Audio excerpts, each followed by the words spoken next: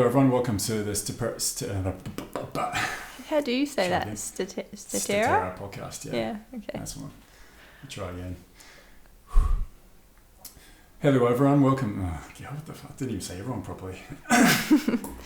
Whoa. Just warming up the vocal cords now. Just going through my range. Should we do an ohm? On the in breath and then out. One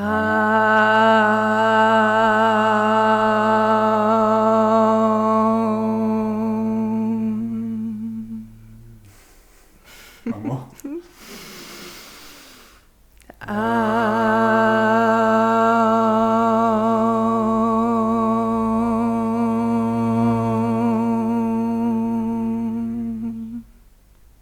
Cool.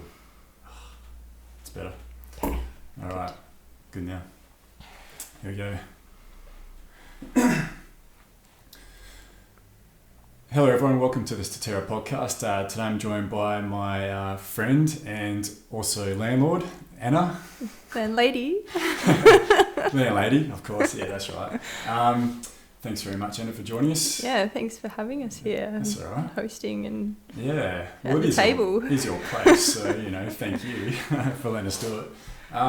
It's a bit unusual for someone to have a landlord and then become friends afterwards, don't you think? Yeah, I personally haven't really had that experience that I can remember. No. But I guess it just comes from that travelling and meeting people as you travel and having them look after you and kind of building relationships and staying in contact after that. Sure. Yeah, and being open to those people that come into your life and open to, like you said, staying in contact with them and being part of their lives, leads on to... sharing. Yeah, definitely, yeah. And it leads on to some great experiences. You've obviously had that. I've definitely had that as well. And it's quite a cool thing. Opening doors. Yeah. Don't you think that's happening more and more though as well? Like it seems to be happening exponentially now.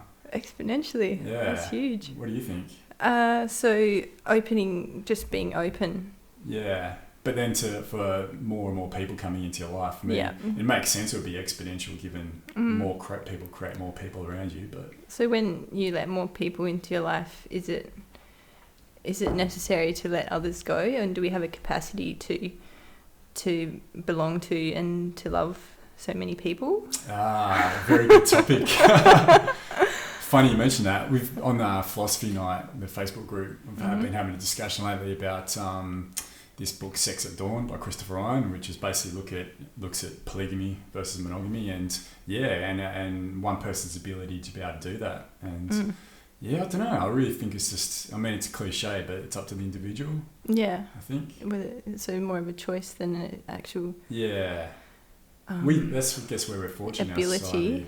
Yeah, we get a choice, but if you lived in a hunter-gatherer society, maybe not so, and if you lived in a fundamentalist religion society, maybe not so as well. Okay, so I'm more in the latter field there.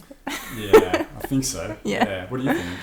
It reminds me of a song, actually, because that's where I first started thinking about it, and it's called Limit to Your Love, and written by James Blake. James Blake, yeah. And also covered by one of my favourite female artists whose name's escaping me now. She did like a version. Okay. Yeah. Didn't she?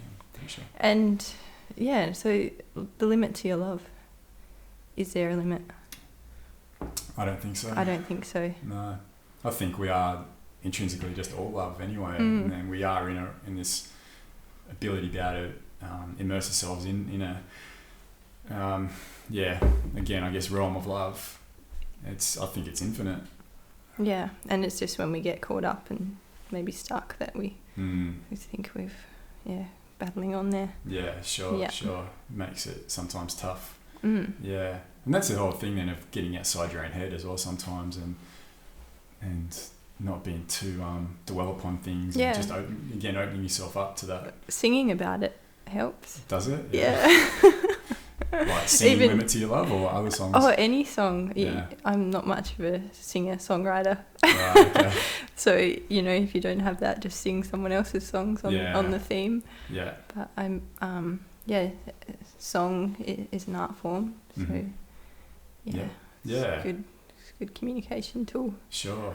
Yeah. And that's a great segue, I think, Anna, into what we thought we'd discuss today, and which we're going to look at art and consciousness and how they relate. And it's something that you and I both have an interest in. And we haven't really had a good talk about it, but just that we've... Not about visual art so much.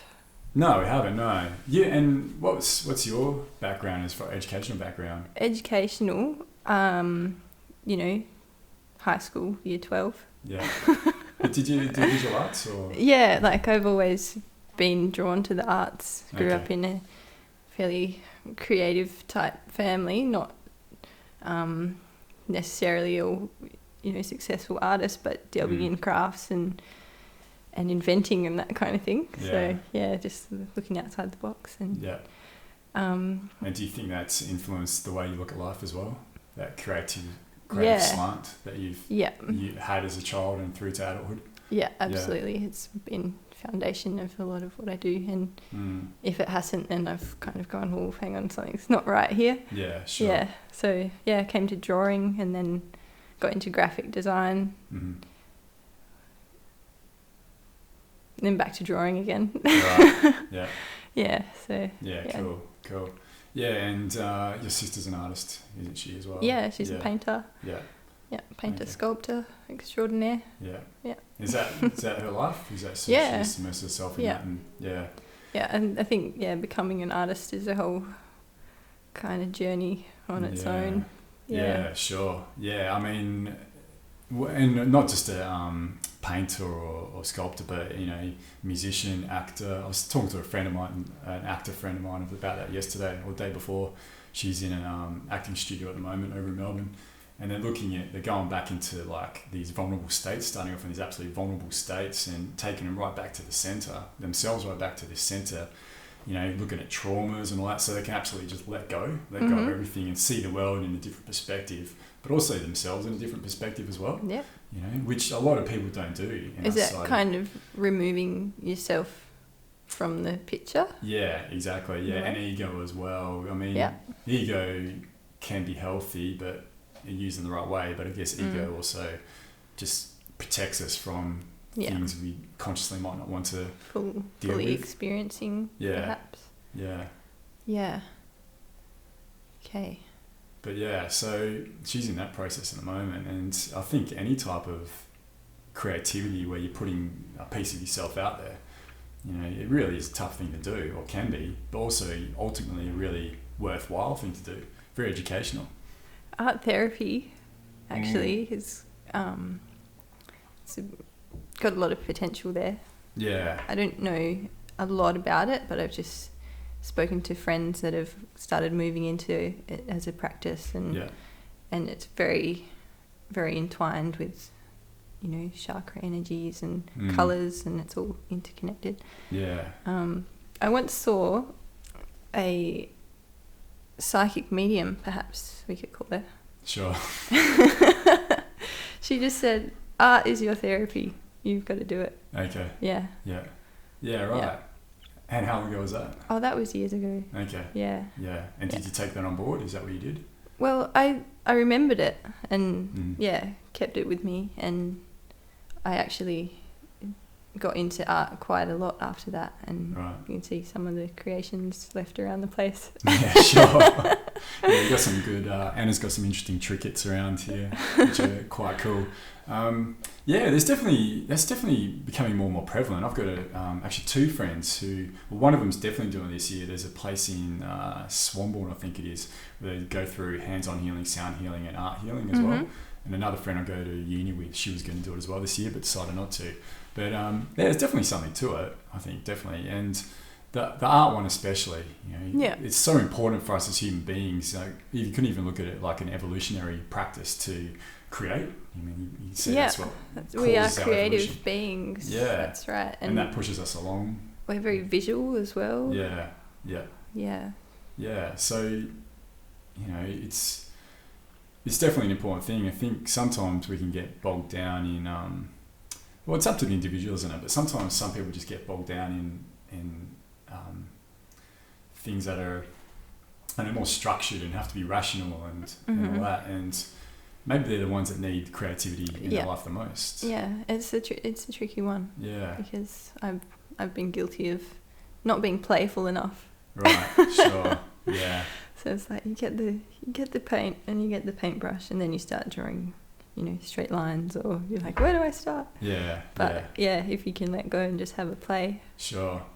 Yeah, and that's a big that's been a criticism of me from my university teachers, lecturers, that like I just need to let go, like with my creativity, with my drawing, just free myself loosen up. Loosen up, and that's really just a metaphor for my life as well. Okay. Quite possibly, I really think it is. Yeah, just layers upon layers. Yeah. Patterns repeating. Yeah, exactly. Yeah. Patterns are an interesting one. I still haven't quite, Patterns figured out. What my fascination with patterns is about. I've got a massive fascination too. Yeah. Yeah. It's the flower of life, obviously, and yeah. What is it about? What is it about patterns? I think there's a going back to the consciousness. There's a consciousness about patterns. And I've definitely got friends out there. Kelvin, I wish you were with me now. Like, he can really sort of look into the there's a consciousness behind patterns and the reason for it. But yeah, as human beings, we really seek patterns, don't we? We seek patterns in things, whether it's visual, audio. We always like to. They're so appealing. Yeah. Yeah. There's like a sense of I don't know. It's like this sense of well-being when you find a pattern in something. It's like cool. I see a pattern there. Yeah. Yeah. And it's like a celebration, because patterns can be repetitious or similar things recurring. Sure. So it's like that grouping. Yeah. Repeating. So what do you think it may be, as far as our liking of patterns as a species? What's the hidden meaning there? Yeah. Pick one. Could be a lot, couldn't it? Yeah. Do you think maybe it's related to symbols as well? Yeah. Human beings, we're very on the visual side of things anyway. Well, could you say that we're cyclic? Yeah. Yeah. Cyclic as in what manner? Well, the cycle of life. Yeah. So as soon as we see a pattern, it's like, yeah. Okay, sure. So I know about this. I know about these cycles. Yeah. Yeah. Yeah. Yeah. That's. Yeah. That's your way. Yeah, I think so. Yeah, quite possibly because you're right. In architecture, patterns of living, like we do the same thing every day over and over again. We make little patterns as we move around. Sure. Say within the home or outside. Yeah, repeated patterns of behaviour. Yeah. Yeah, definitely. Yeah, and in architecture, it's seen as like, when you look at architecture, a lot of like especially Greek architecture looked at golden mean and Fibonacci sequence, balance.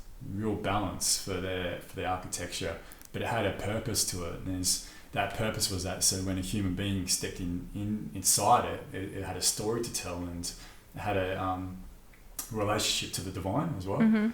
And maybe that's what patterns allow us to do. When you look at patterns like Fibonacci sequence and the golden mean, I mean, that's found all through nature. So it could be argued that is the divine connection. That's is through those patterns. Yeah. So while we're here on Earth, the patterns that we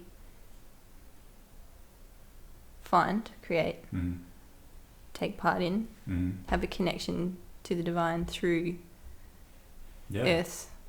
Yeah, such and through such. this realm that we inhabit. Yeah, and it does something through to our centre. We can like comprehend it, and that's our attachment comprehension or with and communication. Yeah, definitely. Especially when you mentioned the golden mean and the balance part of it, because we can go somewhere and feel a certain way just because of the composition, but for no other reason. Then how great is that? Yeah, sure. Yeah. Just by being there and acknowledging it and being a part of it. Yeah.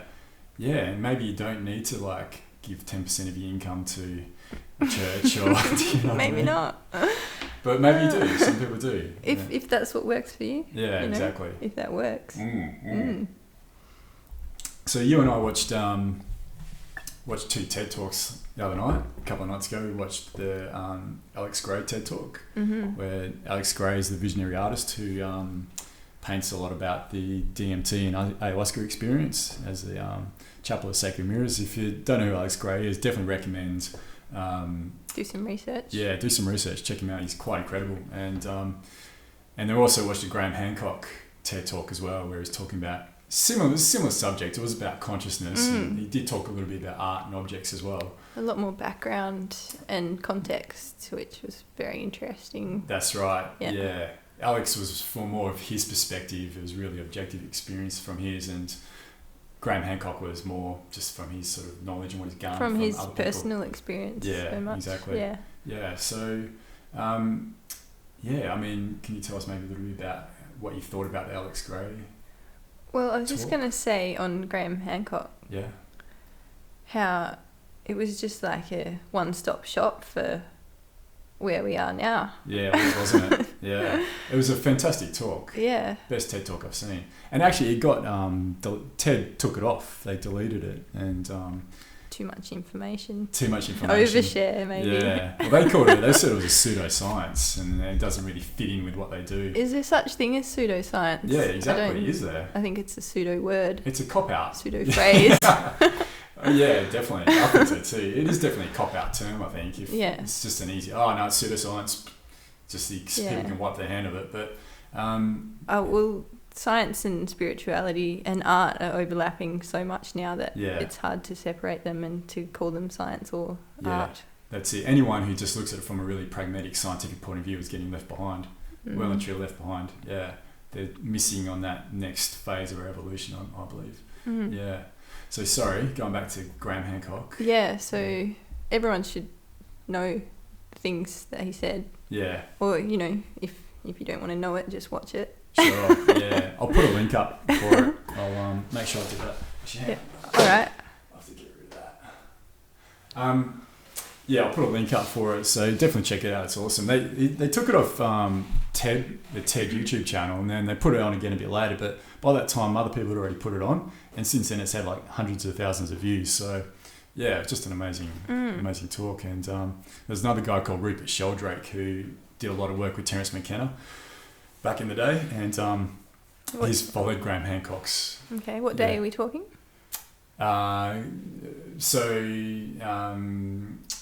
Terence McKenna was like really prevalent throughout. We started off in the 80s and then through the 90s, and he died in 2002, 2003.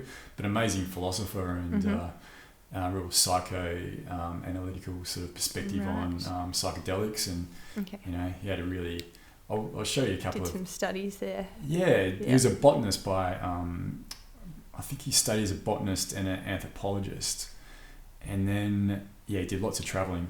And just an amazing perspective on the world. Okay. So Rupert Sheldrake was more of a sort of rationalist scientist, but they did a lot of talks together and a lot of interviews together, and so anyway, he was on after Graham Hancock, and his talk also got banned because they regarded his as a bit of a pseudoscience.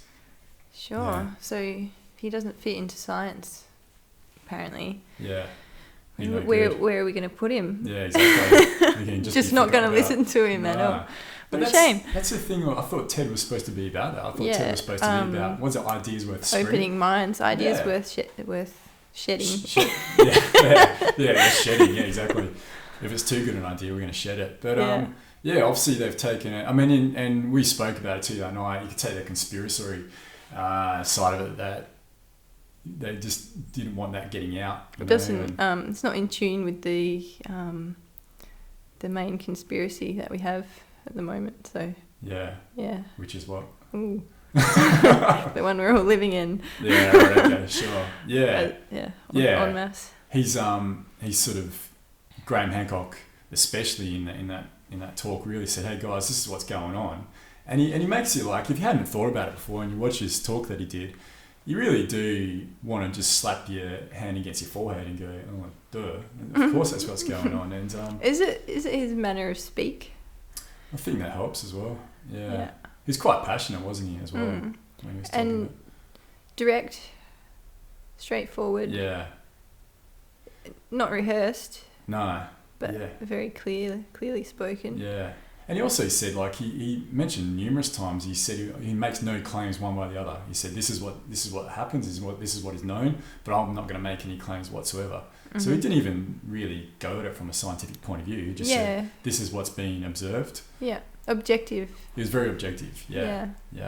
So, yeah. Whereas Alex Gray was quite subjective. Yeah. Almost where he almost laughed at himself in a way. Sure. What he's been through. And yeah. What an interesting life he's had, though, isn't he? And what he's been able to accomplish. He's done more for the raising of consciousness through art than anyone else, I would think. Okay, how's that? And I haven't. This is the first time I've heard of him. Yeah, really. So, do you know the band Tool? Yeah, of course. So he's done the art covers and all that from that. That's sort of how he got like a bit of a mainstream. Recognition, yeah. But then, excuse me, guys. Then Tool fan from way back. Yeah. For a short time. Tool, that's still awesome. Yeah. Yeah, so that's Alex Gray's work there. So he does a lot of work with anatomy and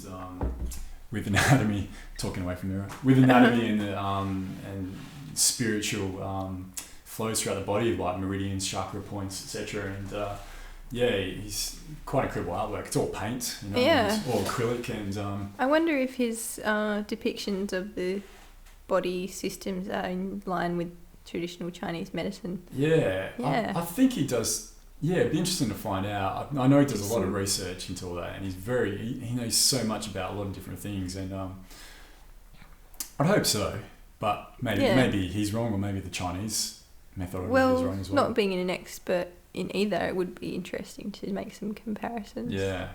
Sure. Yeah, definitely. Yeah, it'd be awesome. He's just got a great knack or ability, I guess, to be able to really get into that world and then to show it and bring it to this world, to this reality, and he really does it better than anyone else. And I had in his own way, but it's everyone's way, like. I mean, artistic style. I mean, he's very. You can tell an Alex Gray artwork from a lot of different others. I mean, there's lots of other visionary artists out there as well. There's lots of colours and really fantastical sort of psychedelic visions, but I think they're all fairly similar. Alex Gray really distinguishes himself, I think. Being a draftsperson of the human figure. Yeah, sure. Yeah. Well, that's like he said in that interview or that talk that he did, that he spent, 4 years working in a morgue? Dissecting humans and really... And studying skeletons before that at art school. That's right. Yeah. Really give him an ability to understand the human body. Yeah. I wonder if his parents wanted him to become a doctor. Quite possibly. Yeah. They were sort of nudging him in that direction, and maybe that's why he said, like, he talked about how he was depressed when he was like 19, 20, and maybe because that was a thing, they were pushing him to go one way. Yeah, and he'd chosen to go his way. That definitely. Can be quite confronting. It can be, yeah. We're talking, it must have been a while ago now, I was talking to some friends about that, how, when you grow up, you're generally in our society, we're conditioned to be a certain, we go to school and get taught these certain subjects, and we're taught, okay, you need to do this, and okay, choose what you want to do. Yeah, it's all structured, but it may really go against what the kind of person you are. Absolutely. And it might come to a head I think it usually comes to a head when you're like 14, 15, 16. You're like, fuck, I don't want to be in school. I want to go run around and do whatever. Or you're lucky if you have that realization. Well, yeah, a lot of kids don't know, because they're they're like, what the fuck's wrong with me? Or, I was working in a bar, I still do occasionally, and it's like a function room, and it was hired out for a primary school Year 7 graduation ceremony. Okay. And they had all the thank you speeches, and then there was a presentation for all the class of 2013 to come up and receive their certificates, and also answer a little 3-question interview. Okay. So each student was asked where they see themselves in 10 years, and that was the main question. I can't remember what the other ones were. Right. But a lot of the feedback was, I hope I, have my own house, and I've graduated from uni, and studying to become an orthopedic surgeon, and Yeah. these kids are 12, 13. So this is a primary school thing. This is a primary school thing. Yeah.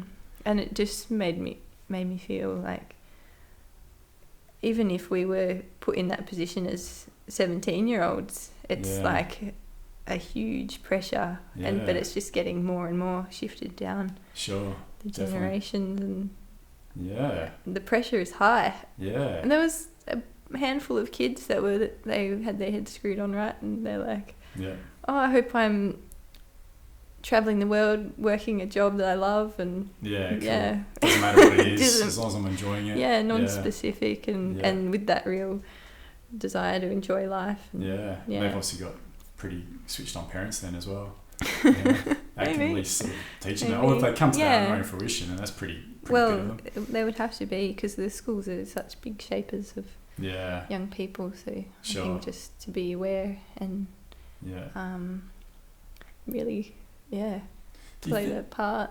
Do you think those kids in general might need that structure? Some do. Yeah, they need to have those goals and role models and big time role models. Yeah. But as far as structure is where you're heading in life, okay, you can aim to be a scientist or whatever. It's something you need to strive for from the age of 12, 13 up through high school. Yeah. Otherwise, you could get lost. But maybe getting lost is getting lost is fine too. I think it needs to be balanced between the two. Yeah. We all thrive on structure to some degree, and whether it comes in the form of a structured workplace or some other kind of structure that we choose. Even, or, as long as fitness.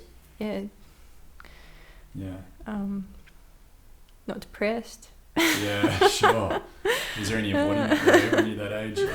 I don't know. But maybe that's what I've been thinking lately, is that depression with children especially really comes from this tearing, this really torn, just what am I supposed to be doing and what do I want to do? It can be two completely different things. Yeah, and are you going to allow someone else to make that decision for you? Yeah, sure. Yeah. I think there is more... I would like to think there's a greater ability for children to be able to take their own path now through just more awareness of what's out there, I guess through internet and letting them understand there's a greater scope to the world than especially if you're growing up in Esperance where you're from, where I can imagine be a little bit narrow and a little bit fixed. It could be finding out that you could actually make a living from sailing a yacht around the world. Yeah. Finding out that when you're 13. Yeah. Imagine where your life path could go then. Yeah. Thank you very much. I'm out of here. Yeah. Or am I going to be a farmer or a nurse or a doctor? Yeah.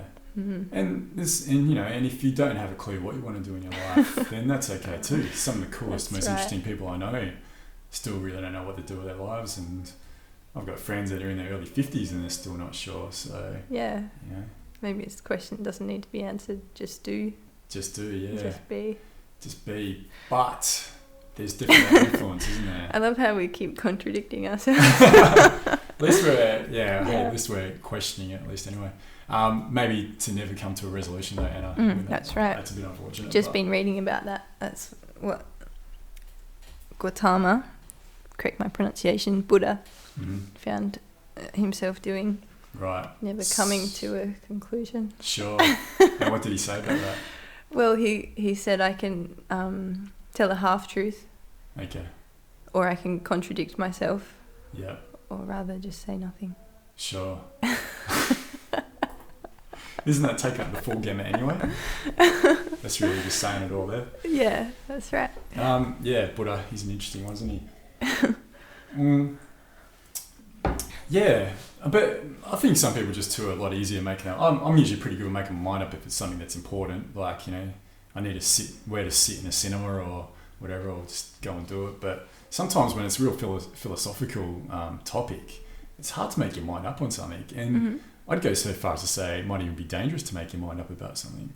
To be fixated. Yeah, from a philosophical and theological point of view, spiritual point of view, if you became adamant of a decision that you made one way or the other.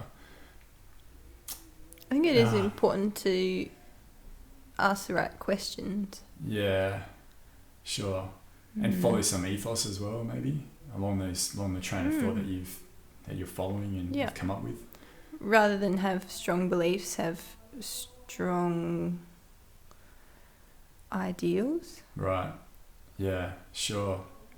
Morals to go with that and Morals, ethics, of course. Yeah, they're tied together. Yeah. And then your belief can change as your knowledge and your experience changes. Yeah, which is a very important thing, I think, having your belief systems be open enough to evolve, change, and not be fixated on just one dynamic. Times are changing. Yeah, yeah. And I think more and more people are doing that. I'd hope so anyway. I'm just going back again, I'm thinking to fundamentalist religion where it's, it's really set.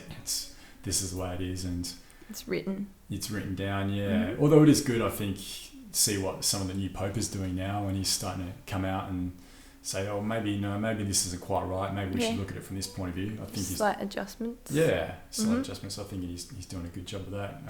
Leading the way. Yeah. Would you say?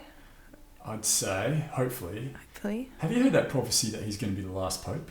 No. Yeah. Who prophesies this? I really don't want to say it's Nostradamus, but I think it might have been. But it's I was talking to a friend of mine about this a couple of weeks ago now, and maybe she's going to come on a podcast next, Kelly, hopefully, and we'll I want to discuss this more. But it's this prophecy that he's going to be the last Pope through whatever actions, and it seems to be the way he's sort of conducted himself that he's heading on that trajectory where I don't know. Is he setting up like for his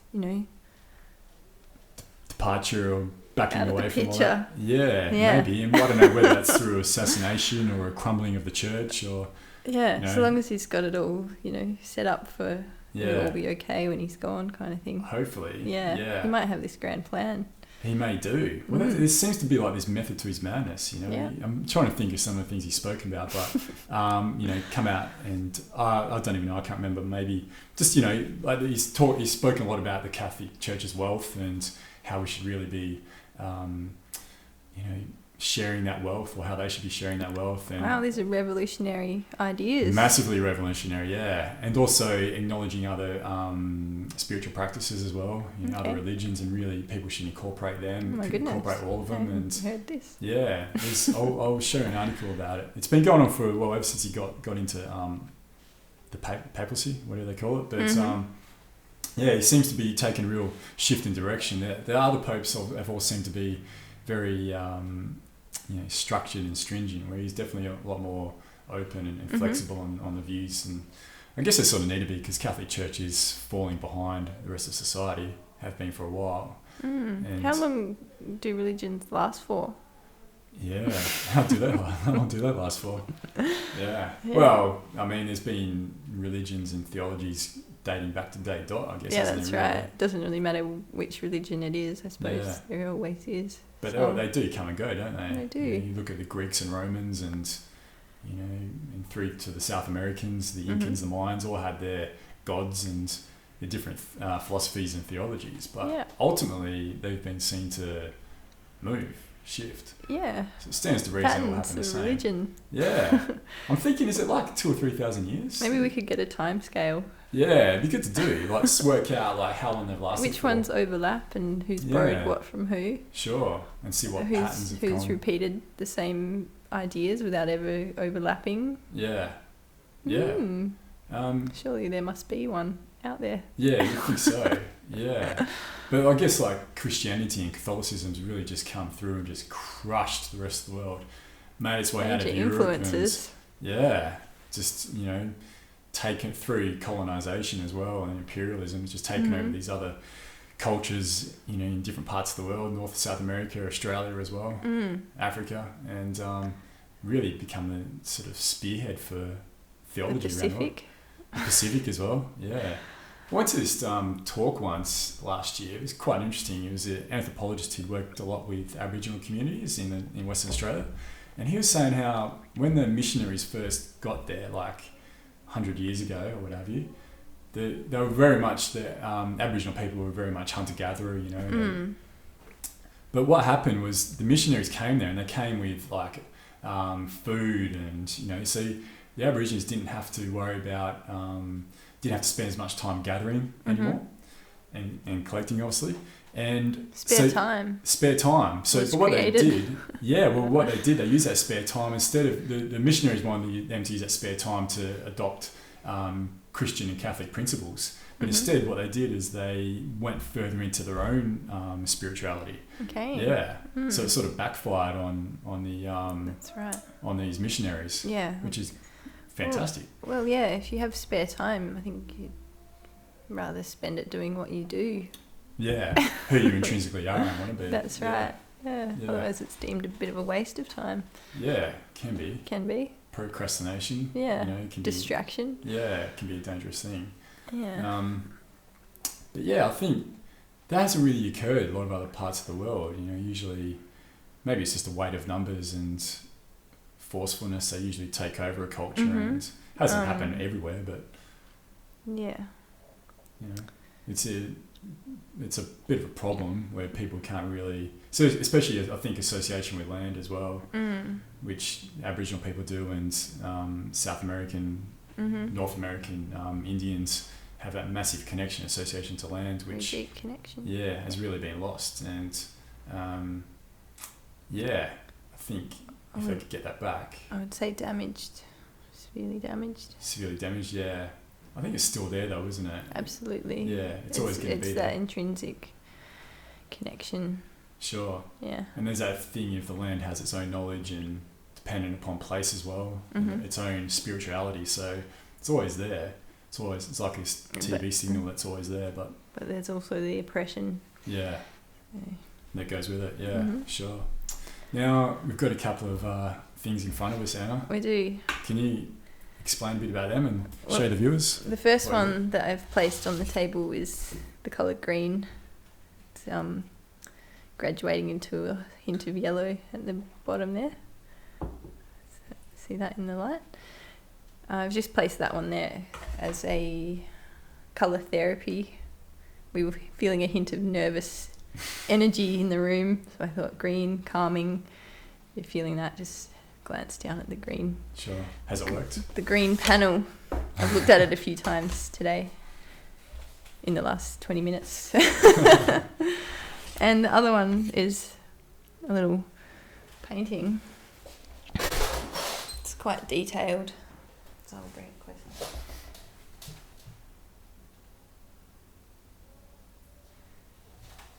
Can you explain a bit about that?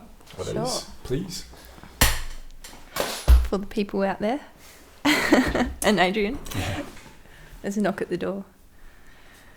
Is there? Yeah. Alright, just be quick, guys.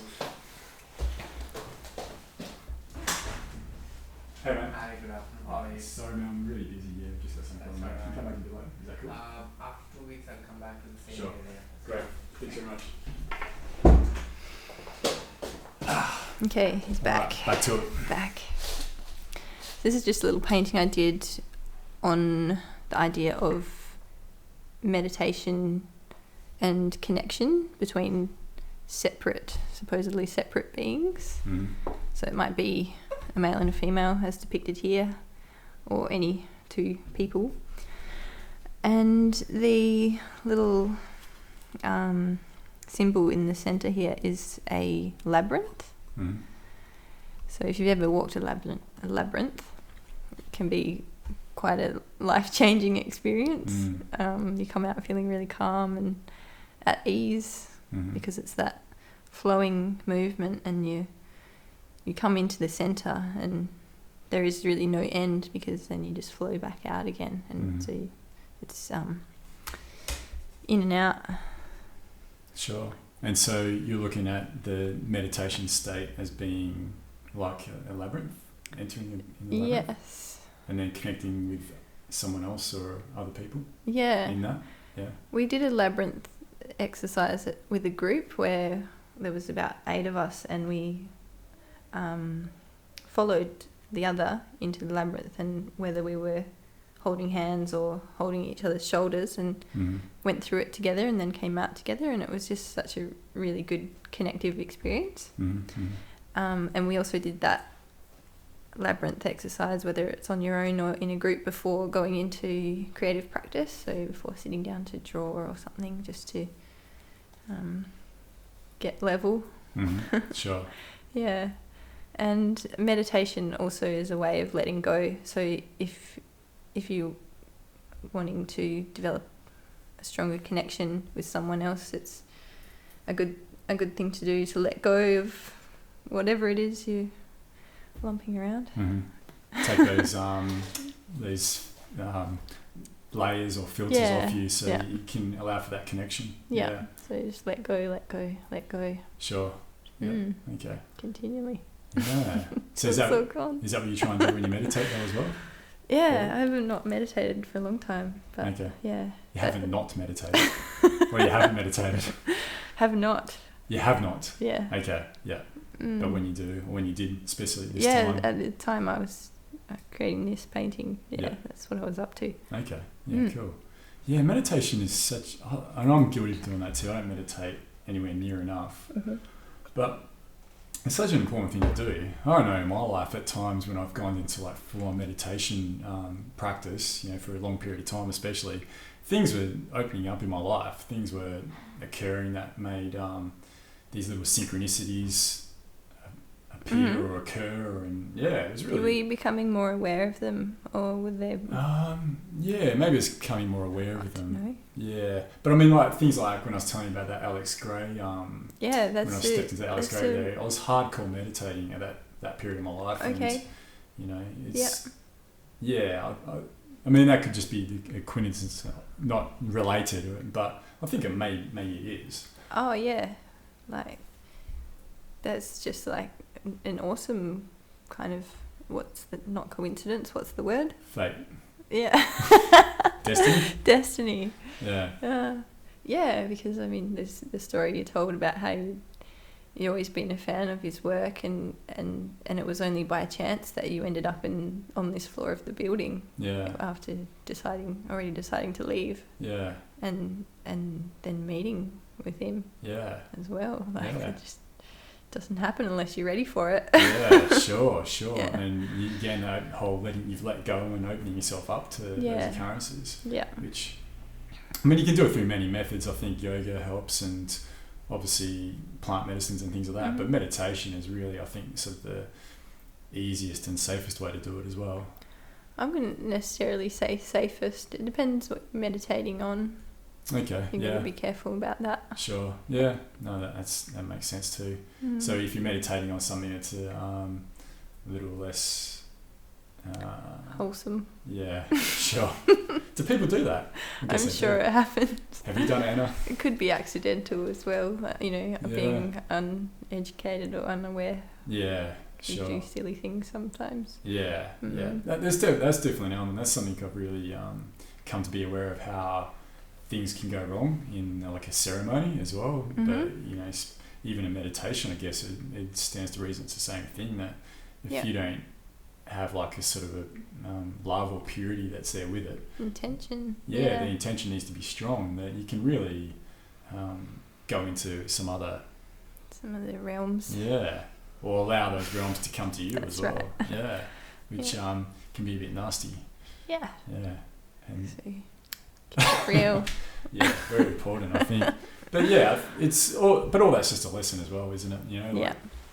I guess if you do enter that into somewhere that's a bit weird, a bit trippy, and a bit out there, that's not wholesome, like you said, then that's something you just need to sort of look at and really learn from. Yeah. And if you can, try and move past it and not do it again. Mm-hmm. But then there's other people like I've talked to sort of like that as well. They sort of not like it, but they like the fact that they can educate themselves or be aware of something different to just white fluffy clouds. Seeking out the learning. Yeah, exactly. Mm-hmm. Yeah, there's one of the guys I was in Peru with. We were talking about that exact same thing, and I was like, because when you're under the influence of ayahuasca, not all the time, but you can have like entities come to you and they offer you things like I've had like entities coming off me cigarettes and right? But the trick is not to take them. You just don't accept anything. Yeah, you're not Okay. really in the space to just have a good time Sure. or something. And if you're not knowing what you're doing, like me, it's like, I'm only new to all this, so it can be quite difficult. But yeah, this one guy was like, if I can see that they're evil, I can see that they've got bad intentions, I'll go and take a walk with them. So I'll go and... Yeah, it's a risk. Yeah, it's a risk. We take risks. Yeah. But like, the lessons or learning for it is that you don't do that. Just stay away from that. But yeah, I think if you did decide that you want to take it on and like this friend of mine said, go for a walk with that side of life, then that could be a very... That's your choice. Wow. Yeah. Well, we're all free entities, aren't we? And free will. That choice has come up. Yeah. So Sure. I mean, who's to say that you aren't able to choose? Yeah. I know. It's well, we are though, aren't we? That's where the lesson is. Yeah. Interesting. But then again, maybe that's that thing of us needing structure as human beings to be structured and say, no, you don't do this, and learn from stories as well. Yeah. We don't have to try everything ourselves. Sure. Suppose. Yeah, exactly. Yeah. That's why there's so many of us. Yeah, with so many different points of view on things. It all adds up, doesn't it? So yeah, maybe if we go back around to the art and consciousness thing, we sort of touched on a little bit, but didn't really get that into it. Oh, one thing I want to ask you too, is it Lansdowne where the Stonehenge is? No, the Stonehenge is in Esperance. Esperance. Which is my hometown. That's right. For some reason I wrote Lansdowne down, but it's Esperance, isn't it? It is. I knew it was Esperance, but I wrote down... So there's a life-scale replica of the Stonehenge in Esperance. And it's a tourism draw card. Is that what it's for? It is quite a draw card, I found. Yeah. And so what's your take on it? Well, I haven't visited on the solstice, but last year they had a summer solstice occasion. Right. And it's made of granite. It is it? Quite sure. Okay. Yeah. I had it in my head that it was just like this rubber thing. Oh no, it's there's one in Perth, I think, like they had a blow up one for a while. Okay. It's part of Fringe Festival maybe. No, it's a real. It's real. Richie Ditch. Okay. Is it complete, or is it like the replica of the one that existed? No, it is complete. So as the stones would have been before they eroded. Right. Yeah. Okay. And full scale. Yeah. Do you get a sense of it? Have you been there? I have been there. Do you get a sense of anything when you're there? I visited before it was fully completed. Right. So I think the outer ring of smaller stones hadn't been fully placed. And there was a sense of unfinished business there. Yeah. Sure. I'd like to visit it again and just spend some time there. Yeah. But I don't really know a lot of the history of the Stonehenge as well, and it's still very up in the air, isn't it? Really, what it was used for, and people have got ideas and which pagan rituals. Yeah, it definitely had something to do with the solstices, though. And how they were put there. Yeah, because they came from like kilometres away. Cranes and trucks for the Esperance one. Maybe they had the same back then as well. Yeah. We just don't know. Yeah. We think they were using logs because that's as far as technology went, but maybe they had some sort of lifting mechanisms that did it twice as fast as the way we can do it now.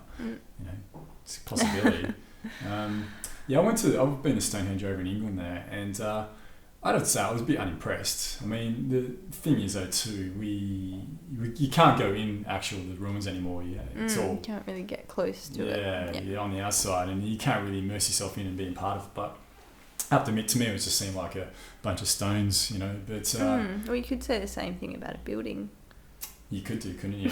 Yeah, but it has a pattern to it, Stonehenge, and that pattern is really is based on the seasons and the rising of the sun. And the position on the earth, that is. So, I mean, I think Stonehenge can be looked in as one of the prime examples of art and consciousness. And if you look at it from that point of view, it is an artistic endeavour, which to me, it would make sense that it had something to do with the consciousness, had something to do with our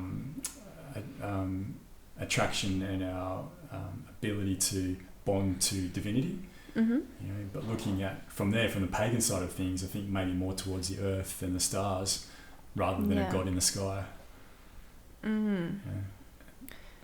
So, on a scale of 1 being a seasonal time-telling device Mm-hmm. and 10 being connection to God, where does Stonehenge fit? Ooh. In my professional opinion, Anna, I think I'd want to put it more out of wanting to, more than any type of intelligence that I have, at like 7 or 8. Okay. Yeah. Don't know. I think, we can't have one without the other, so 5 for me. 5, okay. Find that real balance, that real equilibrium. That probably makes sense though too. Yeah. Because we don't know, so we can make it up like polar opposites of... Yeah, we can make up whatever opposites we like. Yeah, exactly. Without truly knowing the intrinsic intention of it. Yeah.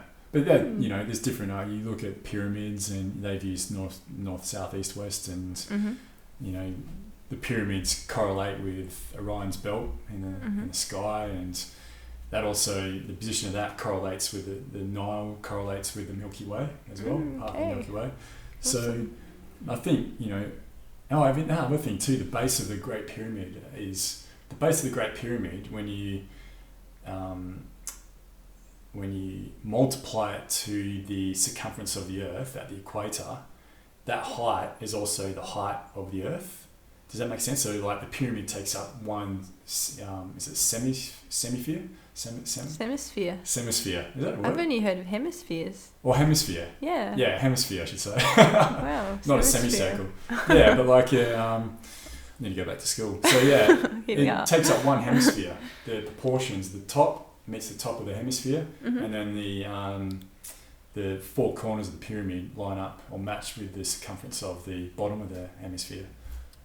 Yeah. So the 4 corners, can you explain that, how that matches to the bottom of the hemisphere? So I'll draw so that's the Earth, we're looking at it from the top, and I'll show it for everyone else. How can the pyramid be that big?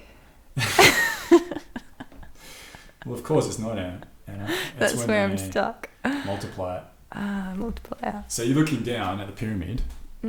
So that takes up there. You see that, everyone? And then what happens is if you're looking at the Earth from the side, pyramid runs along the equator, and then the top runs like that. So from the side, it's the exact same proportions of the Earth. Proportionately the same. Yeah. Right. Yeah. There you go. So I can't remember where it was I learnt that. It was on there's a few different books, but Spirit Science and maybe the Ancient Secret of the Flower of Life talk about that as well. But they've got the mathematical and Graham Hancock as well, Fingerprints of the Gods. Talk about that. So again, mathematics really has kind of captured the imagination of man for thousands of years. Sure, yeah. There's do you know who Descartes was, the French mathematician? Yeah, name sounds familiar. Yeah, he had this occurrence happen to him where he was in the French army and they were travelling around different parts of Europe, and he was in Germany and he was camping in Germany, and this is when he was about 19, you know, he was sort of going off into the world and discovering the world as they did back then. And an angel came to him in his sleep and said, I try and remember this, I have quoted it a few times, but it always escapes my mind.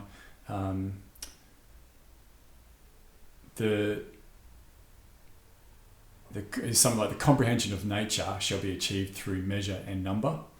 So this angel was basically saying to him, if you want to understand nature, you need to understand the mathematics behind it. And he went on and became he was a grandfather of physics and and since it turned out, it's since been proven that everything in nature is a mathematical formula. Going back again to the Fibonacci sequence and golden mean, you know, there's definitely correlation. But and we do have a massive fascination with it, don't we? We do, yeah. and like again finding patterns and. Yeah. When I was at school, I always thought it was maths or art. That's your choice. Right. I couldn't choose between the two. Okay. Yeah. I liked them both. You're both. Yeah. That's great. Yeah. So you're very much a left brain, right brain type. Do you think person there then? would be like, yeah? I did a test on Facebook recently. It was like, which brain side are you? Yeah. I didn't really think it would tell me anything. What did But I you did get? it anyway. I got more left-brained, How much by? 60-40. Okay. Yeah. But the questions were not very good questions. Yeah. There's different websites you can go to. I've done that a couple of times as well. Yeah. I've always been like 49, 51, Mhm. 52, 48. Yeah.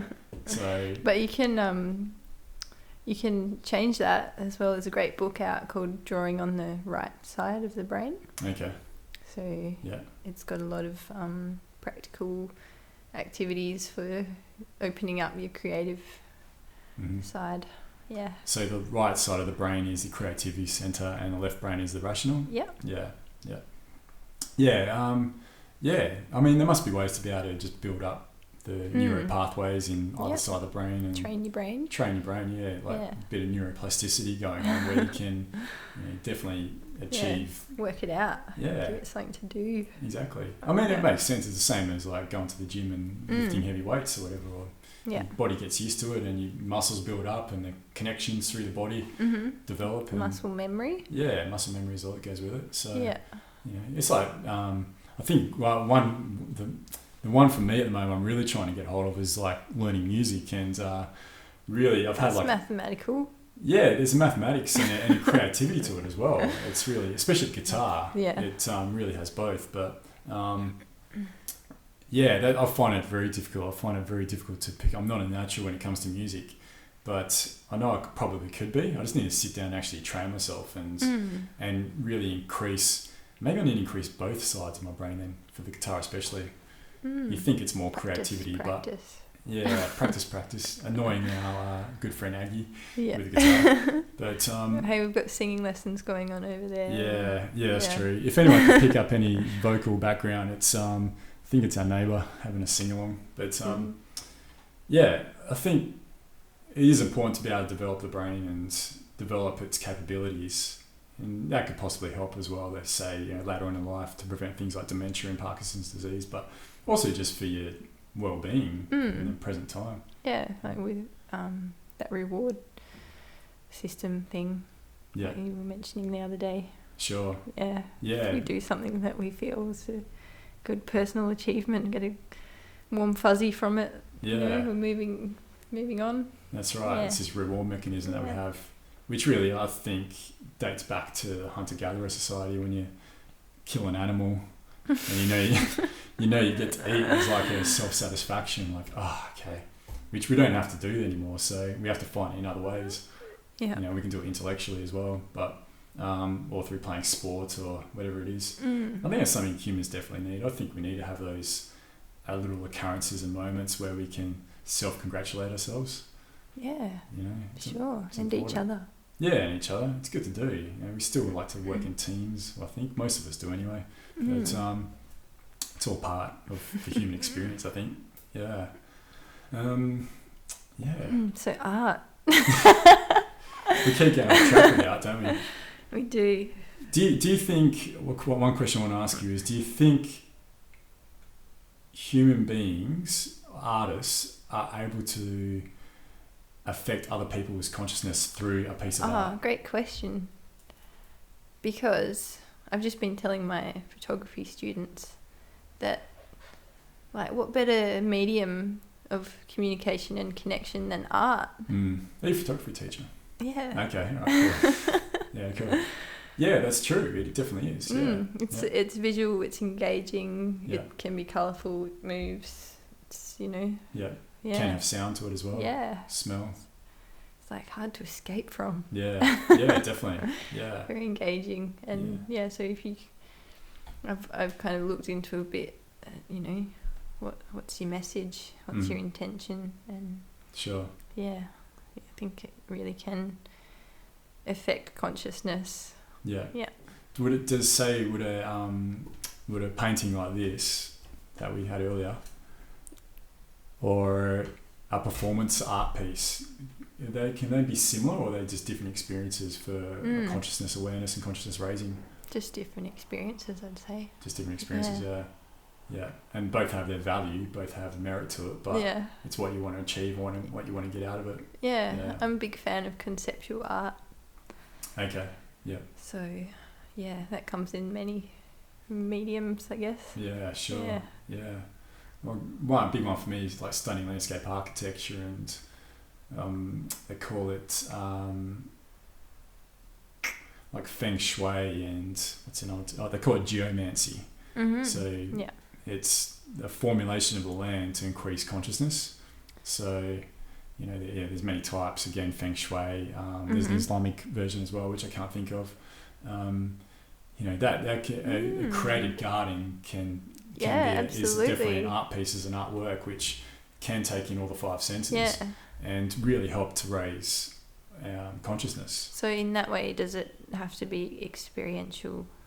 I guess you can see the art and ignore it and not gain anything from it, but if you take the time to take it in and experience it, and then there's the possibility there. And maybe you might not even be aware of it.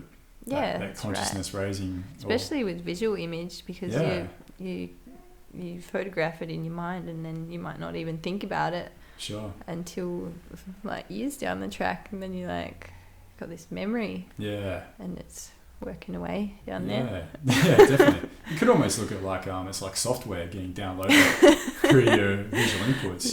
You look at a painting, or I don't know, you experience something, kind of working. I like the way you see it, is working away inside your soul, inside your brain, even to a point.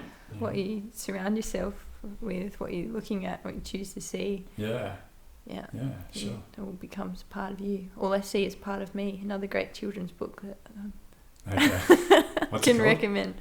All I see is part of me. Okay, what's that about? It goes into how everything we see, like the stars and the moon and the trees, they're all, part of us. It's that connection. That connection through art. Yeah. Maybe that's what art helps with too. Picture book, yeah.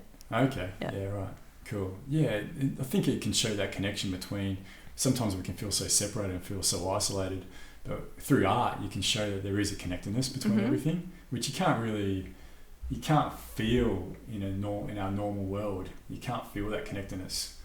With psychedelics, I think you can, but the only other way to be able to do it, or to appreciate how it must feel, is through art. And awareness. Yeah. Well, awareness in the art, you mean? Or can you experience the art? I'm just contradicting that point about the only way to feel it is through psychedelics. Okay. Yeah. You think you can do it with awareness as well? Yeah, absolutely. Okay. Yeah, you're probably right. It's a good thing to strive for. Yeah. Just being aware of that. But you can't feel it. I don't know. I don't know. It depends how you mean by feel. Yeah. I don't know. Just that. Just feeling it. I don't know. Yeah, feeling as like this heart feeling, or feeling as in knowing. Yeah. Yeah. I mean more that heart feeling, I guess. Yeah. I don't. Personally, anyway, I don't think I've ever been able to do it just through awareness and meditation. But would you say that the psychedelics have raised your awareness? Yeah. So I should say actually, before the psychedelics, I wasn't able to do it. Okay. Yeah. But now that I know. I know what that feeling what's possible. Yeah, I can just revisit that anytime I want now. Good. Without any need for any substances. Yeah, they say it's a pretty surefire way to open that channel, isn't it? Yeah, definitely. And there's that philosophy too that you only need to do it once, whatever it might be, mushrooms, LSD, or what have you, and that's enough. Then you know what you need to try and obtain. It can be hard if you get told, meditate or do yoga for 50 years and this is what you will obtain. But if you don't know what the hell it is, what it feels like, then how do you know you're in the right direction? You could get quite lost along the way. Yeah, very lost. You should be heading north, then you're actually going east or something. Yeah. To use a really bad analogy. Well, I can understand that. Yeah.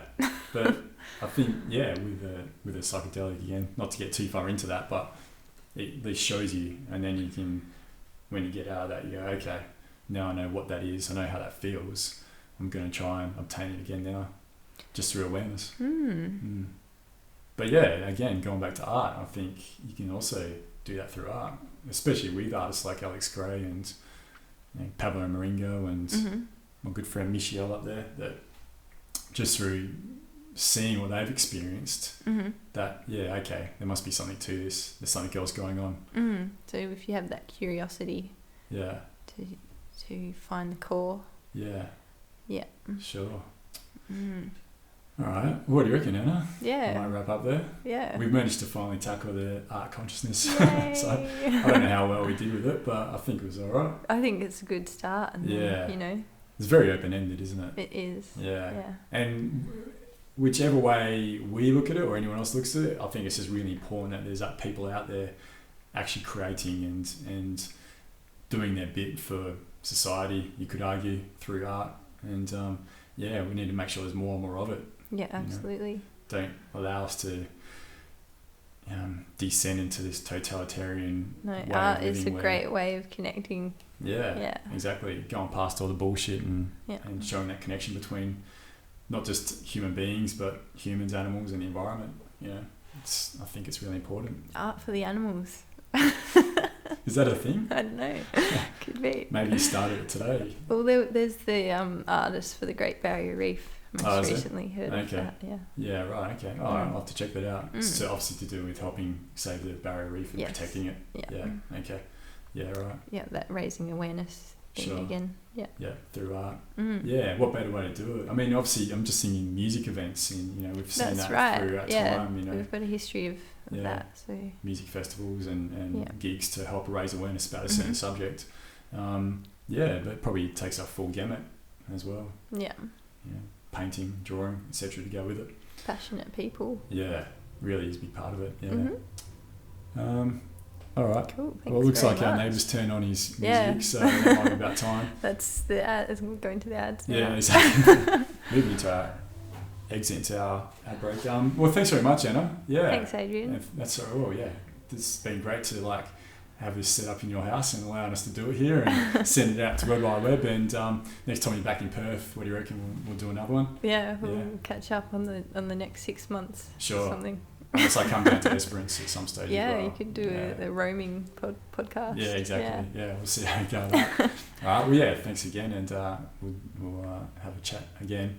Probably straight after this, we'll probably chat a bit more, I guess. We will be. All right. Well, thanks very much, everyone, and again, if you have any questions or what have you, just feel free to write in. Also, if you whenever you want to try and get some likes built up on Statera podcast page, so press that like button down here. Looks like this. Yeah, that's the one. And it'd be good to I think it just helps with getting the actual clips out there. So if you do me a huge solid, that would be awesome. And again, thanks very much, everyone, and we'll see you next time. Thanks, Anna. Well done. Thank you. That was fun. That was fun. Thought we did quite well there. Yeah. Considering I didn't know what we were going to be talking about. All right, we went for just over an hour. Oh, wow. It flew. It did. It really did. An hour and 8 minutes.